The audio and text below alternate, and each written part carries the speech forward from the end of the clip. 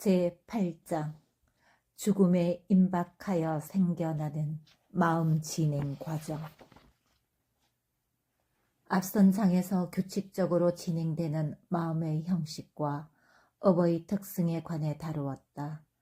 사람들은 선과 불선의 생각과 유익하거나 유익하지 않은 행동으로 채워진다.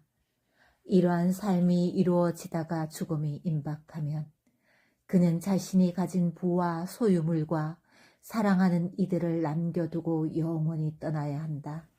그러므로 우리는 죽음에 임박하여 생겨나는 마음과 죽음을 어떻게 맞이해야 하는지 대해 잘 알아야 한다. 죽음의 4가지 원인. 죽음이 생겨나면은 다음의 4가지 원인이 있다. 1.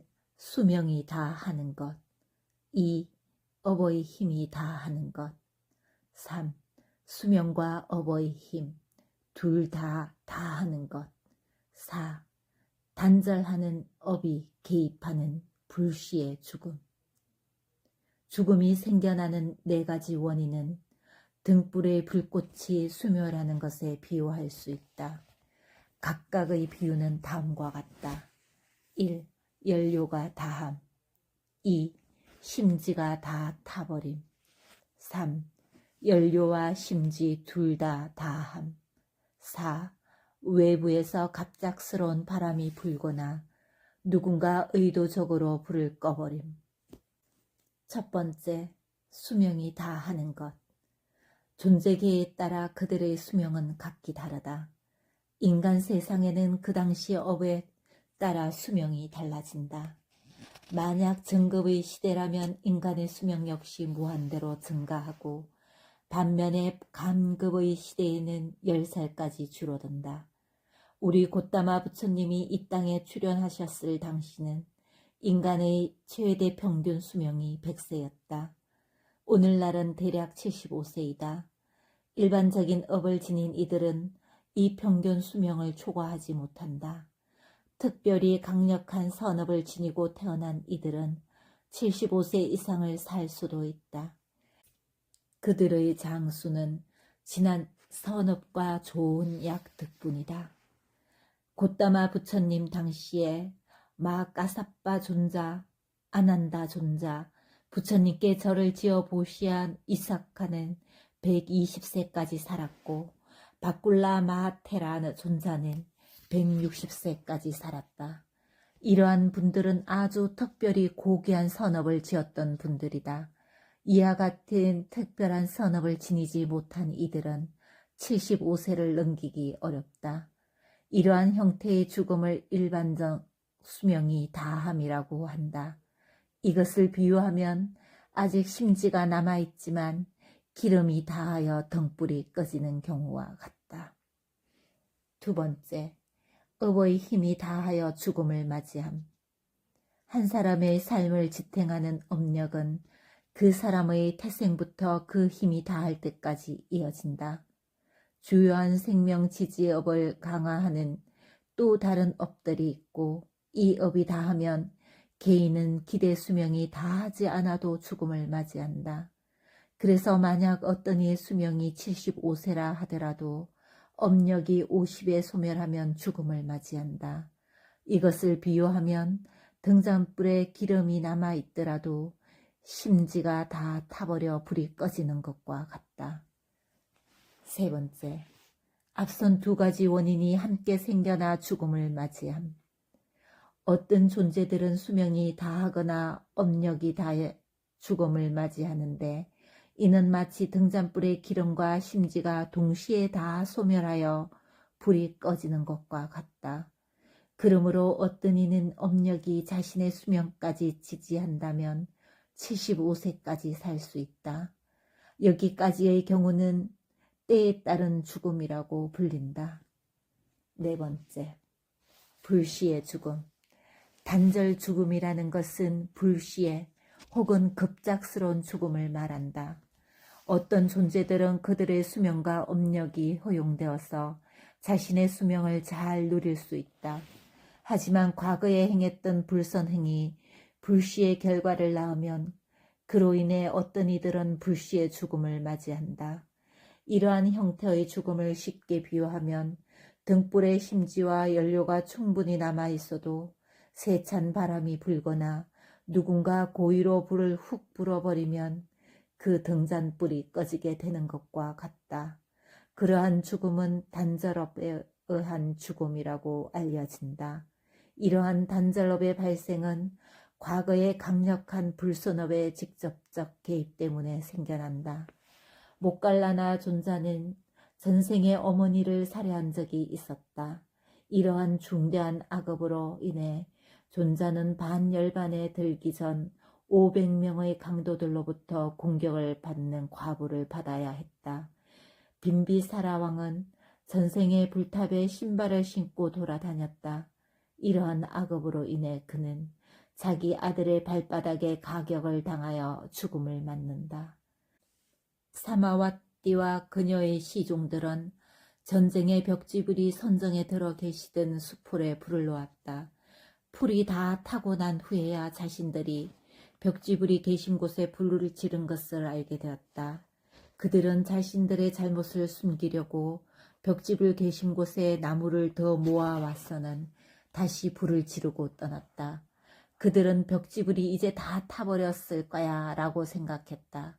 하지만 과선정에 든 벽지불에게 어떠한 해를 끼칠 수는 없었다. 벽지불은 7일이 흐른 뒤에 과선정에서 출정하여 어떠한 해도 입지 않고 그 자리를 떠났다. 이러한 악업은 조건이 무르익어서 결과를 생기게 하였고 그들은 불시의 불에 타서 죽게 되었다. 이것들이 아주 중한 악업이 불시의 죽음을 초래하는 예들이다. 몇몇 중한 악업은 바로 과부를 가져온다. 두시라는 마라는 까사빠 부처님 상수 제자의 머리에 돌을 던졌다. 난다라는 악귀는 사리뿌따 존자의 삭발을 마친 머리를 내리쳤다. 보살행을 닦던 칸띠와디라는 언둔자는 깔라부 왕의 명령에 의해 죽임을 당하였다. 이와 같은 중한 악업을 지은 두시 난다 깔라부 왕은 그들의 악업에 의해서 그 생에서 바로 땅으로 빨려 들어가는 과부를 받았다. 그들의 악업이 너무나 무겁고 극악하여서 바로 과보가 생겨난 것이다. 이처럼 부모님, 연장자, 공덕이 뛰어난 분들을 모욕하고 욕보이면 그 악업의 과보로 고통을 받게 된다. 이러한 악업으로 그들은 자신들의 수명을 다 마치지 못하고 불시의 죽음을 맞게 된다. 급작스런 죽음의 예. 모든 존재의 정신과 물질의 연속에는 과거의 악업이 따른다. 이들 악업의 힘 그 자체는 존재를 죽음에 이를 만큼 결과를 만들지 못한다. 하지만 이들 악행을 지은 이들은 자신을 어떻게 돌보아야 하는지 관한 암과 지혜가 없어서 자신들의 건강과 삶에 방해라다. 이때 이들 업력이 그 사람에게 위험이 생겨나거나 죽음에 이르게 하는 기회를 잡게 된다. 만약 악인이 전에 다른 이를 굶기거나 고문하고 때리고 태우고 물에 빠뜨리고 괴롭혔다면 자신도 그러한 경우를 맞이하게 된다. 다른 사람을 지독하게 괴롭혔던 사람들은 천식, 나병, 중증 장애 등 만성질환으로 고통받고 비참하고 불행한 삶을 살다가 병으로 죽게 된다. 자신의 삶에서 방일함이 과거 악업의 과보를 불러온다. 이전에 현명한 이들은 다음과 같은 말들을 남겼다. 삶은 지혜와 통찰력으로 보호된다. 재앙은 한순간에 약이 된다. 자신의 인생이 위험에 처하는 것은 한 조각의 불량 음식에 의해서이다. 어리석음이 호랑이가 다니는 길로 인도하여 행운도 막아설 수 없는 위험을 자초한다. 자신을 구하지도 못하는 업을 믿고 불길에 뛰어들지 말라. 옛 현자의 말씀이 의미하는 바는 무엇인가? 모든 이들은 축적된 지난 업력이 있다. 그 업력이 강하지 않다면 그것 자체로 과보를 생성할 수 없다. 만약 어떤 이가 자신의 삶에 조심하고 삿띠를 지니고 주의를 기울인다면 악업은 나쁜 결과를 만들기 어렵다. 단절업은 방일하고 부주의한 이들에게 발생한다. 그러므로 후대의 자손들을 향한 현자의 훈계와 진지한 조언은 다름 아니라 죽음은 코앞에 서 있고 자신을 잘 돌보지 않는 부주의하고 방일한 이들을 집어삼킨다는 것이다. 4가지 죽음의 원인에 대한 설명을 마치며 다시 강조하면 요즘 대부분의 사람들이 부주의하게 살아가기에 불시의 죽음이 빈번히 발생한다. 삶에서 방일함은 급작스러운 죽음의 주 원인이다. 자신의 수명을 온전히 다 살고자 하는 이는 사띠와 지혜로 자신의 삶을 잘 보호해야 한다. 최후 순간의 중요성. 사람이 죽음에 인접하게 됨은 앞서 말한 4가지 원인 가운데 하나 때문이다. 죽음이 임박하여서 한 30분 정도 유익한 마음 차례를 가지는 것이 중요하다. 만약 이러한 유익한 생각들이 마지막 숨까지 이어진다면 그 존재는 좋은 세상에 재생하게 될 것이다. 만약 어떤 이가 죽음 직전에 불손한 마음 속행을 지니는 그는 분명히 악처에 재생하게 된다. 경주마에게 마지막 바퀴가 중요하듯이 좋은 재생을 바라는 이에게 죽음 직전 순간이 중요하다. 임종을 맞이하는 이가 선 혹은 불선 마음을 가지는 것은 그의 마음이 직면하는 여러 대상에 의존한다. 3가지 대상들, 죽음 직전에 다음과 같은 3가지 대상들을 직면한다. 1. 업, 2. 업 표상, 3. 태어날 곳의 표상. 여기서 업이라는 것은 이전에 행했던 선 혹은 불선한 행위나 행위 당시의 의도를 의미한다. 업 표상이라는 것은 선 혹은 불선 행위를 할 때 사용되었던 기구나 도구를 의미한다. 태어날 곳의 표상은 죽어서 재생하게 될 세상이나 거주처와 관련된 영상을 의미한다. 1. 업이 대상으로 드러나는 경우. 과거의 업이나 행위들은 그것이 바로 직전이거나 30분이나 1시간 전이거나 몇 생 이전이거나 몇 급 이전인 것이라도 재생 연결과 결과를 주려 할 때는 임종에 다다른 이의 마음에 현재 일어나듯 생겨난다. 이전의 업이 그 대상으로 생겨남과 관련하여서 그 업이 보시나 지게와 같은 것이라면 그것이 꿈을 꾸듯 하거나 바로 지금 여기에 행하는 것처럼 생겨난다. 그러므로 선업이 드러남의 2 종류가 있다. 불선행과 관련하여서는 만약 다른 사람을 살해하려는 업이라면 살해 당시를 기억하는 것처럼 드러나 살해를 하고 있는 것처럼 나타난다. 그러므로 불선업도 마찬가지로 2가지 형태로 나타난다.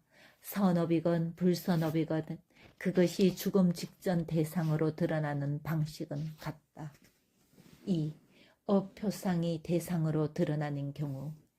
다른 사람을 죽였던 자라면 죽음에 직면하여 그가 살인에 사용하였던 무기, 즉 칼, 당금, 올가미, 몽둥이 등이 대상으로 드러날 수 있다. 도살자는 거대한 소뼈 무더기가 표상으로 드러나기도 한다. 다른 불선행을 한 이들, 즉 절도나 간음 등을 행한 이들은 자신의 불선행에 상응하는 영상을 본다.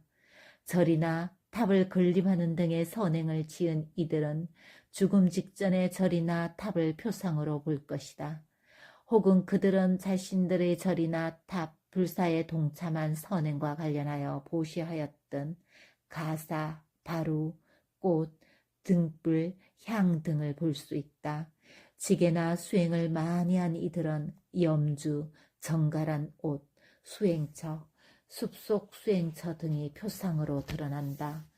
독실한 불교 신자라면 자신의 신행생활과 관련된 표상이 드러난다. 3. 태어날 곳의 표상이 드러나는 경우. 죽음에 직면하여 그 자신이 태어날 세상과 관련하여 전조 영상이 드러난다. 만약 천상계에 재생할 이라면 천상의 요정, 궁전, 정원 등을 본다. 만약 인간으로 재생할 이라면 다음 생에 어머니 자궁이 붉은색 벽처럼 드러난다. 만약 지옥에 떨어질 이라면 금은계, 지옥불이나 지옥의 옥졸들을 보게 된다. 악유계에 태어날 이라면 자신들이 거주하게 될 큰 숲, 산, 강물, 바닷가 등이 표상으로 드러난다. 죽음에 임박한 자의 얼굴 표정. 죽음에 이른 자의 표정은 그 사람의 다음 생을 나타낸다. 만약 그의 얼굴이 맑고 밝다면 그는 분명히 선처에 태어날 것이다. 하지만 표정이 우울하고 슬퍼 보이고 경직되었다면 그의 다음 생은 악처로 이어질 것이다. 어떤 이들은 과거 자신이 감각적 욕망을 즐길 때 황홀경에 빠져 웃음을 짓기도 한다. 이러한 웃음은 좋은 재생을 가져오는 표정이 아니다. 중을 그림에 의한 표지. 죽음에 직면한 이들은 자신도 모르게 알 수 없는 말을 중을 대거나 속삭인다. 아라한 소나 장로의 아버지는 젊은 시절의 사냥꾼이었는데 나이가 들어 출가하여 스님이 되었다. 그에게 죽음의 시간이 다가왔을 때 그는 금은계가 자신을 쫓아오는 것이 죽음의 표상으로 떠올랐다. 그는 계속해서 다음과 같이 소리쳤다. 오 나의 아들아, 저 개들을 쫓아버려라. 아란이었던 소나 장로는 이 말을 듣고 자신의 아버지에게 나쁜 표상이 드러나서 지옥에 재생할 것이라고 알았다. 그는 서둘러 꽃을 가져와 불탑에 올렸다. 그리고 죽어가는 아버지의 침상을 불탑으로 향하게 하고 말하였다. 오 노성이여 기뻐하소서. 내가 당신을 대신하여 불탑에 꽃을 올렸습니다. 죽어가던 아버지는 잠시 정신을 차리고 부처님을 떠올리며 꽃을 올리고는 다시 정신을 잃었다. 다시 죽음에 다다르자 그에게 표상으로 천상의 선녀가 보였다. 그러자 그는 오 아들아, 저들에게 앉을 자리를 마련해 주어라. 너희 새어머니 되실 분들이 오시고 있다. 라고 중얼거렸다. 그러자 소나 장로는 오 이제 천상계의 표상이 드러났구나 라고 생각하였다. 그러고 나서 노승은 죽어 천상계에 태어났다. 태어날 곳의 표상이 다른 경우 죽음에 다다른 어떤 이들은 자신들이 다음 생에 태어날 곳의 실제적 장면들을 보기도 한다.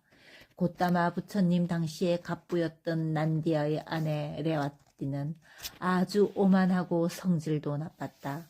그녀는 부처님에 대한 믿음도 없었고 부처님의 제자들을 보면 욕설을 내뱉었다. 하지만 그녀의 남편은 독실한 불교 신자였다. 그녀의 남편은 죽어서 천신이 되었다. 아내인 레와띠가 죽음에 다다랐을 때 지옥 옥졸 2명이 그녀를 끌고 남편인 난디아가 거주하는 천상계로 데려가 그곳의 즐거움을 보여주었다.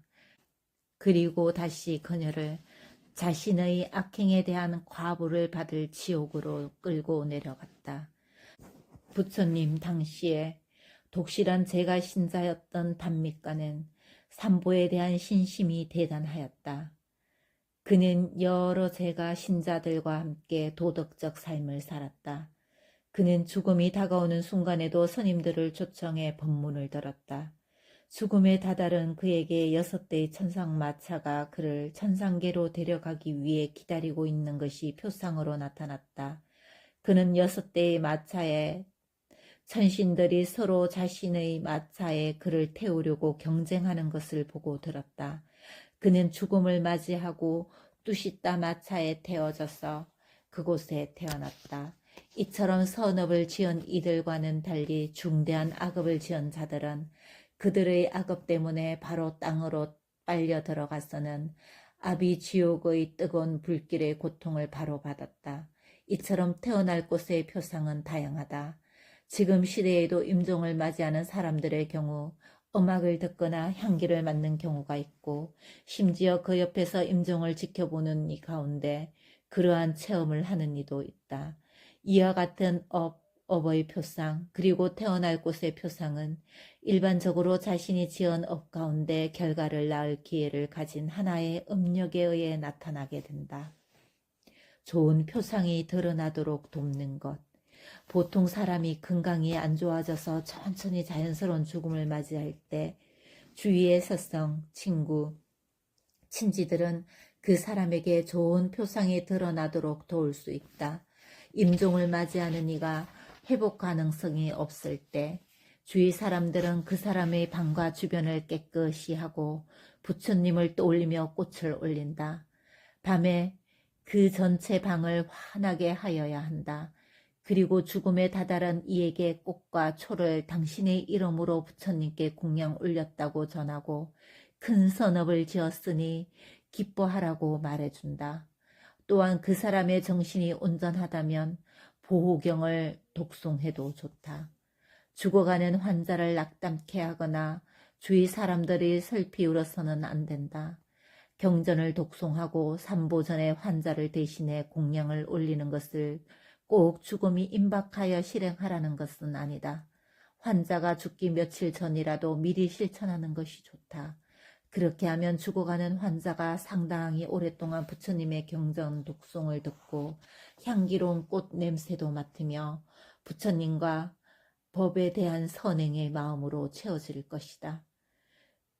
죽음의 순간이 점점 다가올 때 그 사람이 빛과 꽃을 보고 향내음을 맡고 경전 가르침을 듣는다면 그 죽음 인식 과정은 이들 대상이 사라지기 전에 일어날 것이다. 죽음 직전에 이러한 선행에 대한 유익한 생각들로 인해서 그는 선처에 태어날 것이다. 그러므로 죽어가는 이가 정신을 한 대상으로 모을 수 있다면 그를 위해 주변의 스승, 친구, 친지들은 좋은 대상이 드러나도록 도와야 한다. 앞에서 설명한 소나존자가 죽어가는 아버지를 위해 나쁜 표상을 버리고 좋은 표상이 드러나도록 도운 일화를 새기길 바란다. 어떻게 재생연결식이 일어나는가? 한 생에서 죽음의 마음이 일어나고 나면 연이어 재생연결식이 새로운 생에서 이어진다. 죽음의 마음과 재생연결식은 상호 관련되어 있다. 두 마음 사이에는 어떠한 간극도 없다. 새로운 생의 재생은 즉각적으로 일어난다.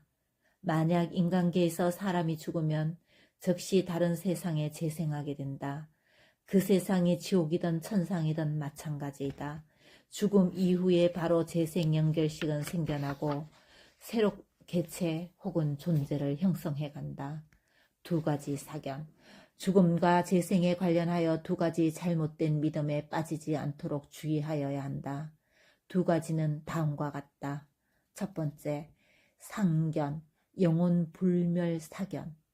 두 번째, 단견, 단멸 사견. 영혼이 있어서 몸 안에 거주하였다가 죽으면 새로운 몸으로 영혼이 옮겨간다는 믿음이 영혼 불멸 사견이다.